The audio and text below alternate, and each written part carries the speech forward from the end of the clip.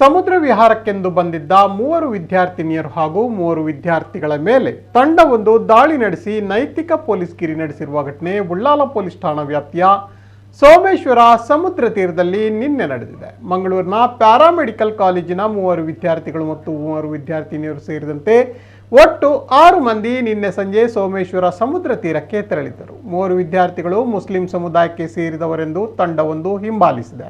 ಸಮುದ್ರ ತೀರದಲ್ಲಿ ವಿಹಾರ ನಡೆಸುತ್ತಿರುವ ಸಂದರ್ಭ ಹಿಂದೂ ವಿದ್ಯಾರ್ಥಿನಿಯರ ಜೊತೆ ಬಂದಿದ್ದ ಕಾರಣಕ್ಕೆ ತಂಡ ನೈತಿಕ ಪೊಲೀಸ್ಗಿರಿ ನಡೆಸಿದೆ. ಇದರಿಂದ 3 ವಿದ್ಯಾರ್ಥಿಗಳು ಗಾಯಗೊಂಡಿದ್ದು ಅವರನ್ನ ದೇರಳಕಟ್ಟೆ ಖಾಸಗಿ ಆಸ್ಪತ್ರೆಗೆ ದಾಖಲಿಸಲಾಗಿದೆ. ಕಾಸರಗೋಡಿನ ಚೆರ್ಕಳದ ಜಾಫರ್ ಶರೀಫ್, ಮಂಜೇಶ್ವರ ಮೂಲದ ಮುಜೀಬ್ ಮತ್ತು ಆಶಿಕ್ ಗಾಯಾಳುಗಳಾಗಿದ್ದಾರೆ. ಜತೆಗಿದ್ದ 3 ವಿದ್ಯಾರ್ಥಿನಿಯರು ವಾಪಸ್ ಊರಿಗೆ ತೆರಳಿರುವ ಮಾಹಿತಿ ಸಿಕ್ಕಿದೆ. ಉಳ್ಳಾಲ ಪೊಲೀಸರು ಸೋಮೇಶ್ವರ ಸಮುದ್ರ ತೀರದಲ್ಲಿ ಬಿಗು ಪೊಲೀಸ್ ಬಂದೋಬಸ್ತ್ ಏರ್ಪಡಿಸಿದ್ದಾರೆ. ಪ್ರಕರಣದ ವಿಚಾರಣೆಗಾಗಿ 2 ವಿಶೇಷ ಪೊಲೀಸ್ ತಂಡವನ್ನು ರಚಿಸಲಾಗಿದ್ದು ಇದೀಗ ಪೊಲೀಸರು 4ರನ್ನ ವಶಕ್ಕೆ ಪಡೆದುಕೊಂಡು ವಿಚಾರಣೆ ನಡೆಸುತ್ತಿದ್ದಾರೆ.